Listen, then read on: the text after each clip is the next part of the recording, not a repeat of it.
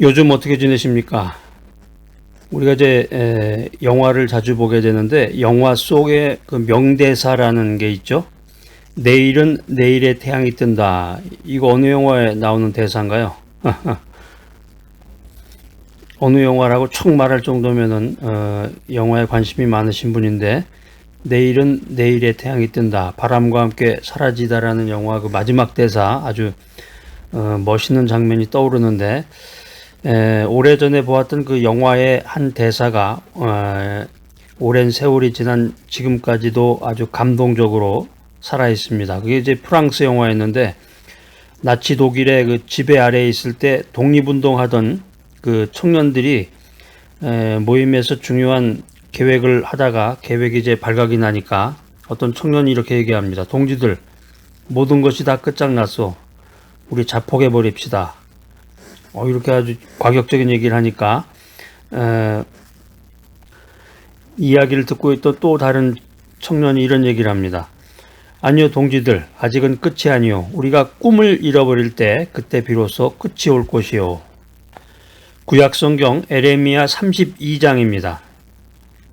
에레미야 32장 6절로 15절 말씀 여러분 기억해 놓으셨다가 꼭 한번 읽어보시고 네, 알았습니다 하고 지나가시면 별 소용이 없는 것이고 어떤 그 내용을 설교 내용이나 강의 내용이나 아니면 책에 있는 내용이나 뭐 영화도 마찬가지예요. 모든 거를 다 그 독후감이라고 그러죠. 책을 읽으면 이제 독후감을 쓰듯이 어떤 내용에 대해서 강의를 들으면 이제 리포트를 쓰게 되잖아요. 그 어떤 내용에 대해서 그 내용을 간략하게 요약 정리를 하고 그다음에 자신의 생각을 써보고 그 다음에 자기의 그 인생에 적용할 점이 무엇인가 또 내 주변에 있는 지인들이나 이웃에게 전하거나 그들을 위해서 섬길 내용이 무엇인가 이런 것들을 체크하면서 지나간다고 하면은 일취월장하는 인생을 살게 됩니다. 짧은 시간에 아주 굉장히 그 자기 개발에 루즈한 인생 가운데서 굉장히 발전된 그런 인생을 살게 됩니다.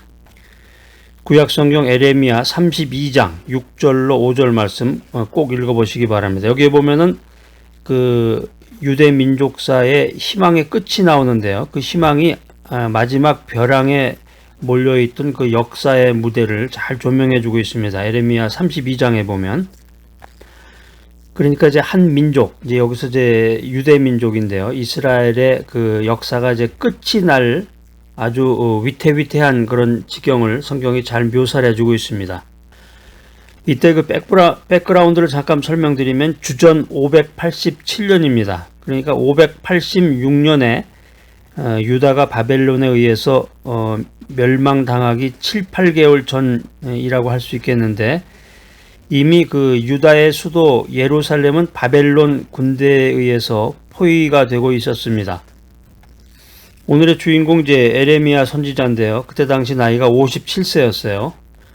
남자가 이제 나이가 50대 후반인데 57세면 50대 후반 정도면 이제 군대에서는 이제 사단장, 별을 다는 사단장의 그 완전한 그 책임자 리더로서의 역할을 하게 되고 가정이나 사회에서도 50대 중반이면은 인생 경험을 많이 하고 또 사회생활을 통해서 어느 정도 책임 있는 그런 지위에 오르게 되죠.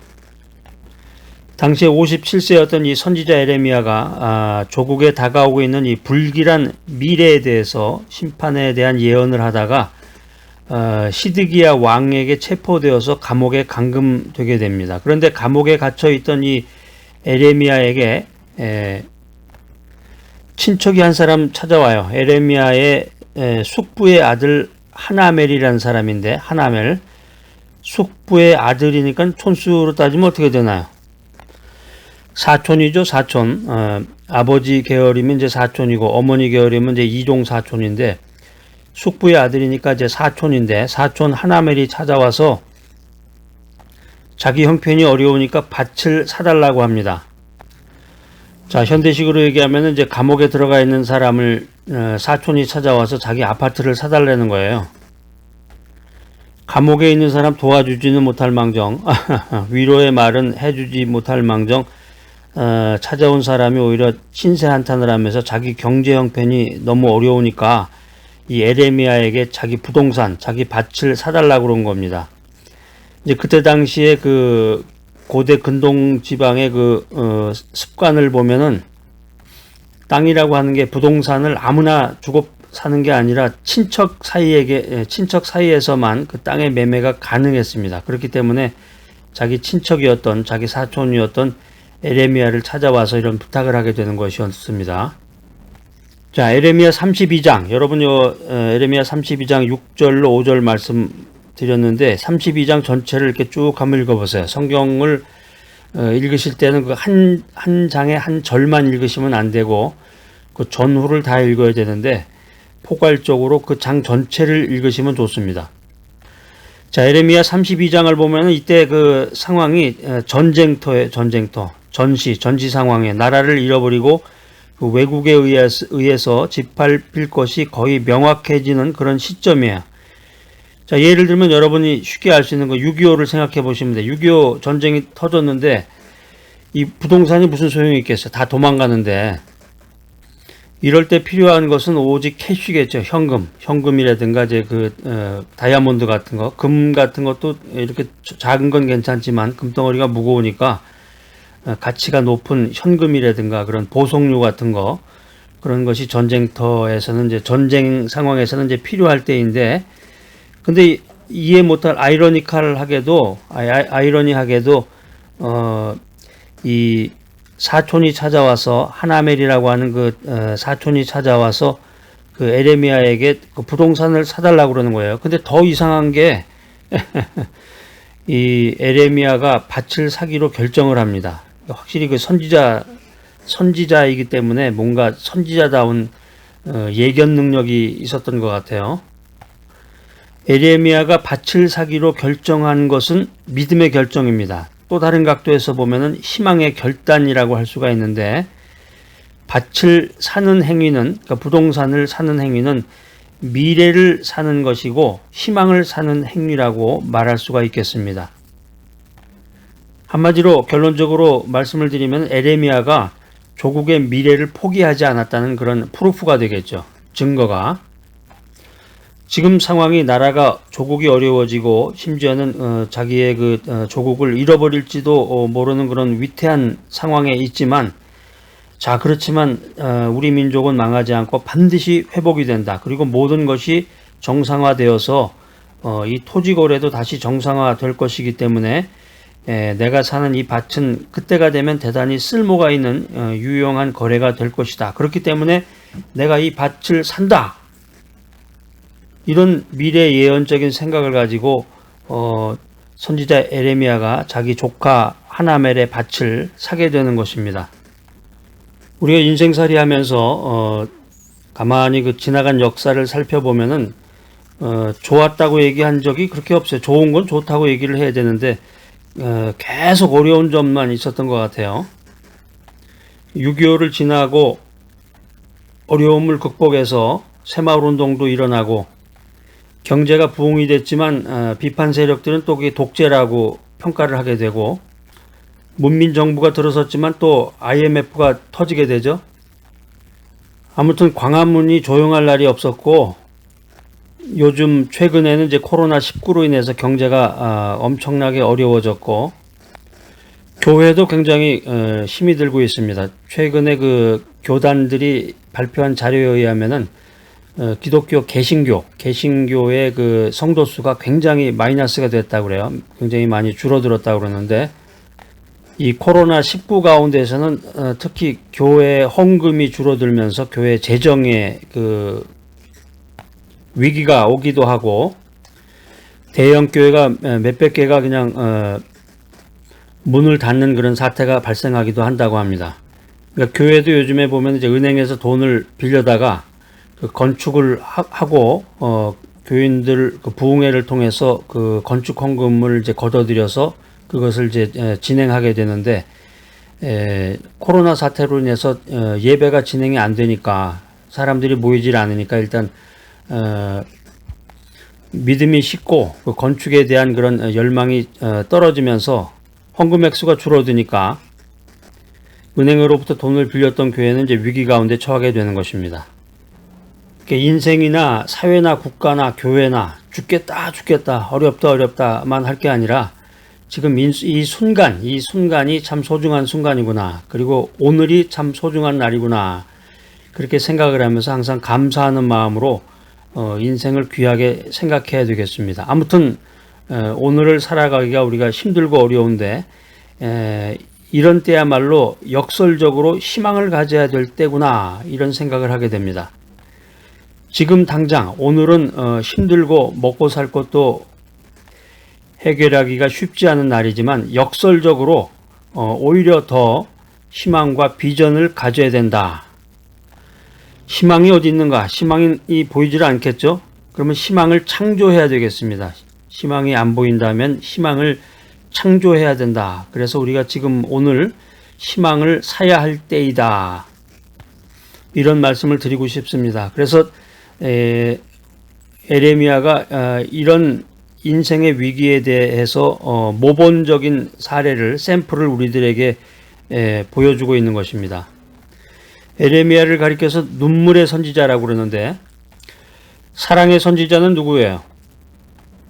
사랑의 선지자 호세아, 이렇게 딱 나와야 되는데 눈물의 선지자 에레미야.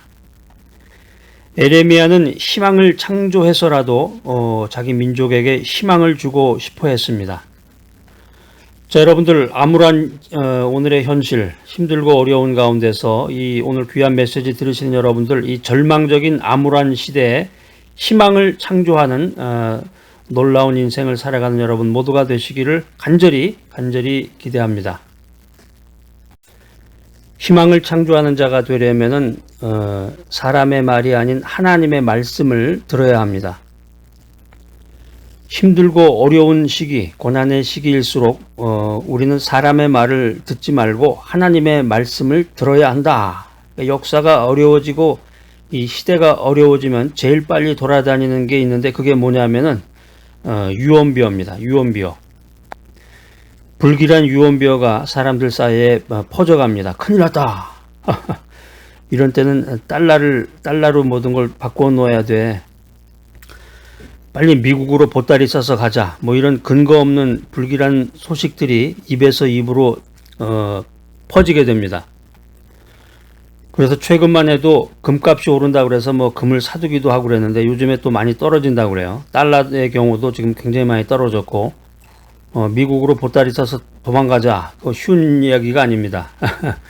예전에 한 20년, 30년 전에는 이제 그게 가능했지만, 요즘에 이제 그런 말도 쉽지 않은 건데, 구약성경 에레미야 32장에 보면은 그 에레미야의 그 조카 하나멜이라는 사람이 감옥에 갇혀 있는 그 에레미야를 찾아와 가지고 밭을 사달라고 그래요. 그때 당시에 이제 전국이 어수선하고 이제 막 전쟁이 나가지고 나라가 망하느니 흥하느니 막 이런 상황인데, 그럼에도 불구하고 밭을 사기로 결정한 에레미야입니다. 전쟁이 터질 것과 같은 이런 어두운 때에 밭을 사기로 결정한 이 에레미야에게 주변에 있는 사람들이 뭐라고 말했을 것 같아요? 저 사람 돌았나 봐. 하나님의 말씀 전한다고 선지자라고 하나님의 말씀을 떠들고 다니다가 감옥에 갇히더니만 저 사람 머리가 돌았나 보네. 정신이 이상한 사람이 아닌가. 이렇게 사람들이 아마 손가락질을 했을 것입니다. 자, 그런데 이 손가락질에도 불구하고 밭을 사는 것이 손해였음에도 불구하고 이 경제적인 손해를 감수하고서 밭을 사기로 결정했다는 거예요. 밭을 사기로 결정했다. 그 이유가 어디 있었을까요? 그것은 에레미야가 하나님의 말씀에 귀를 기울였다라고 하는 것입니다. 하나님의 말씀에 귀를 기울였다. 에레미야 32장 6절 말씀입니다. 에레미야가 가로되 여호와의 말씀이 내게 임하였느니라 이르시기를. 성경에 보니까 뭐 모든 사실이 다 나와 있네. 에레미야에게 뭐가 임했다고 그랬나요? 무엇이? 하나님의 말씀이 임했다. 에레미야에게 하나님의 말씀이 임했다. 그러니까 에레미야가 말씀을 사모했고 그 하나님의 말씀에 귀를 기울이고 있었습니다. 에레미야는 사람들이 말해주는 소리나 뉴스, 유언비어보다도 하나님의 말씀 앞에 귀를 기울이고 있었다라고 하는 것입니다. 에레미야서 32장 7절에 보면 이런 말씀이 있습니다. 보라, 내 숙부 살룸의 아들 하나멜이 내게 와서 말하기를 너는 아나돗에 있는 내 밭을 사라. 이 기업을 물을 권리가 내게 있느니라 하리라. 하나님이 성경에 보니까 다 나와 있네. 하나님이 에레미야에게 이런 예고를 하셨습니다. 그래서 에레미야는 말씀을 듣게 됐고 하나님의 말씀을 사람을 통해서 듣게 됩니다. 계속해서 그 8절에 보면 여호와의 말씀같이 나의 숙부의 아들 하나멜이 시위대 뜰 안 내게로 와서 이르되 청하노니 너는 베냐민 땅 아나돗에 있는 나의 밭을 사라. 기업의 상속권이 내게 있고 물을 권리가 내게 있으니 너를 위하여 사라 하는지라. 내가 이것이 여호와의 말씀인 줄 알았으므로. 에레미야가 사람의 말을 들었지만 사람의 말 속에서 하나님의 음성을 분별했다라고 하는 것입니다. 하나님의 음성을 듣는다 그러면은 갑자기 잠을 자고 있다가 꿈속에서 하나님이 나타나 가지고 음성을 들려준다고 그러는데 간증 집회 같은 데 가보면 그런 얘기 많이 하죠. 내가 조용히 방 안에 앉아 있었는데 갑자기 정신이 혼미해지더니 하얀 옷을 입은 주님이 나타나서 나에게 말씀을 하셨다. 빛 가운데서 뭐 그런 얘기를 많이 하는데 간증 집회에서 하는 그 간증의 내용은 신뢰할 만한 것이 많이 없고 신뢰할 것이 없고 어떻게 보면 또 신학적으로 위험한 이야기들도 많이 있습니다. 근데 중요한 것은 여기 지금 에레미야 32장에 보면 다 써 있어요. 하나님께서 사람을 통해서 하나님께서 자신의 뜻을 전해 준다는 거죠. 그러니까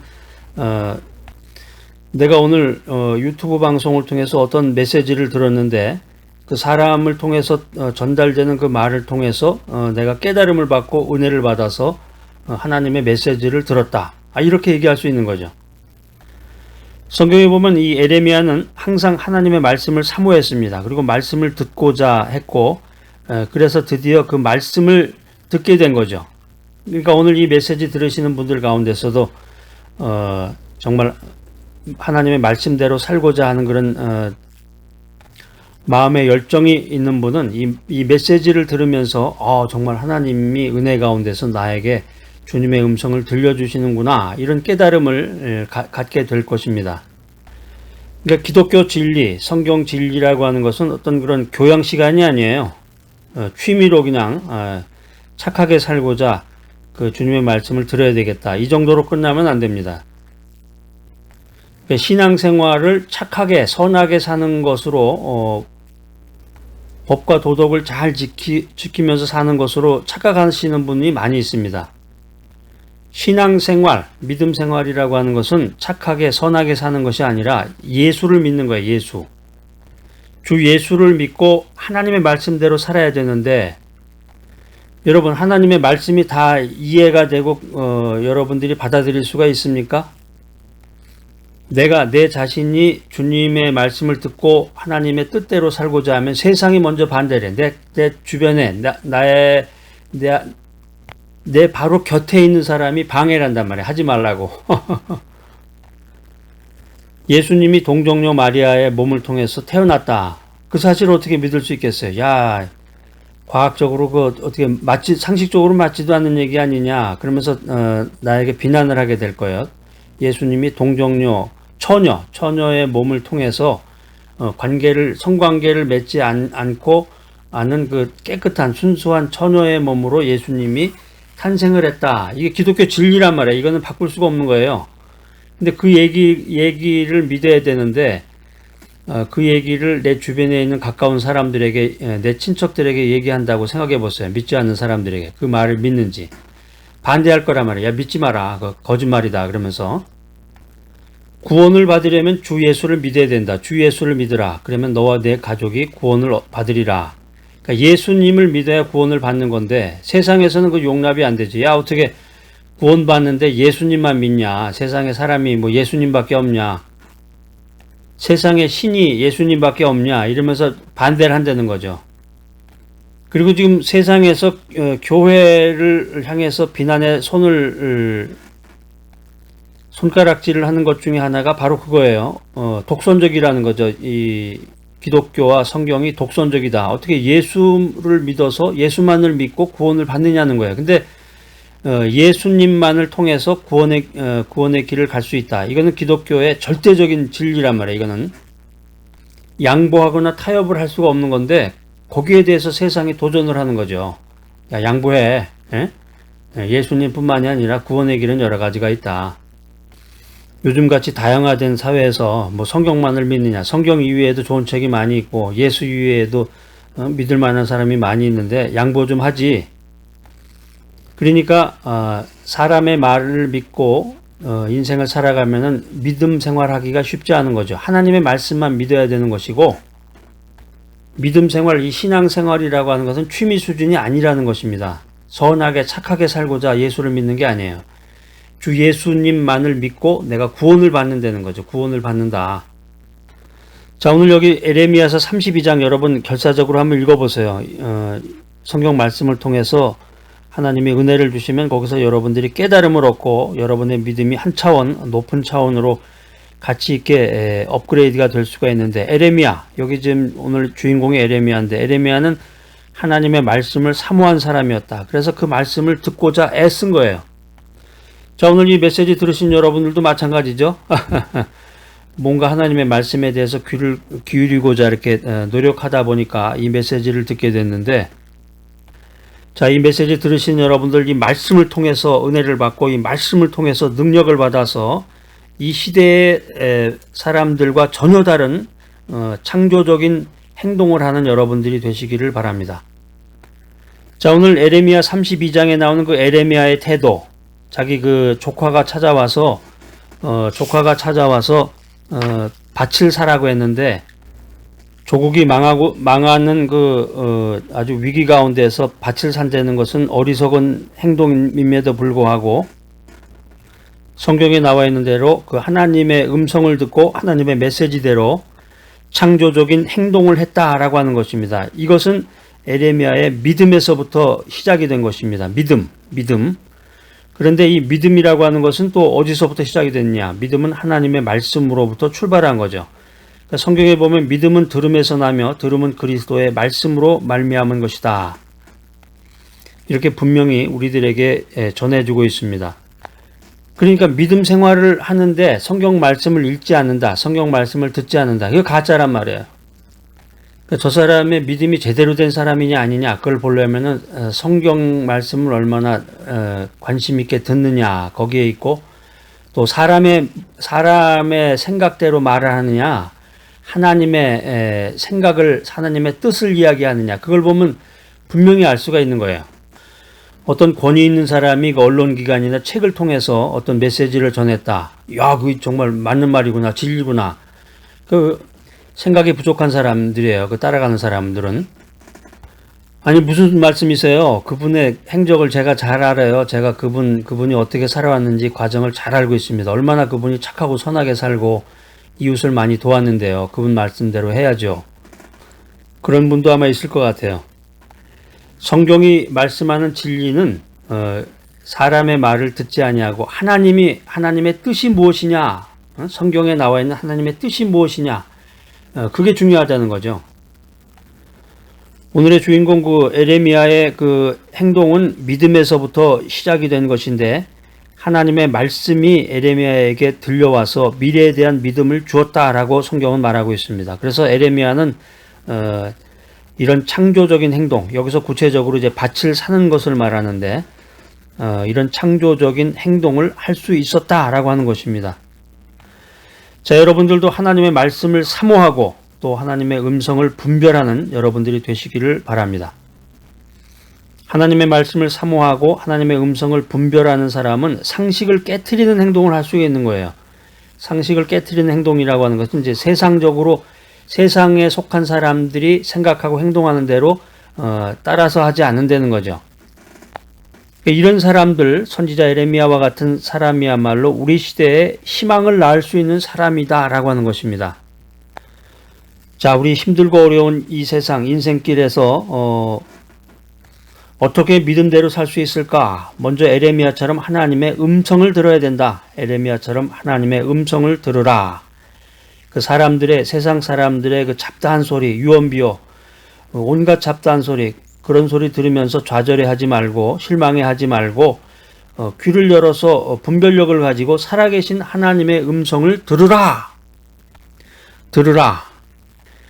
그리고 이렇게 기도해야 돼. 하나님의 말씀을 들을 수 있는 귀를, 하나님의 말씀을 들을 수 있는 귀를 주님께서 열어주시기를 간절히 기도합니다. 이런 기도를 하는 여러분이 되시기를 바랍니다. 이 메시지 들으신 여러분들, 말씀을 통해서 믿음의 행동을 하는 귀하고 복된 여러분 모두가 되시기를 간절히 기대합니다.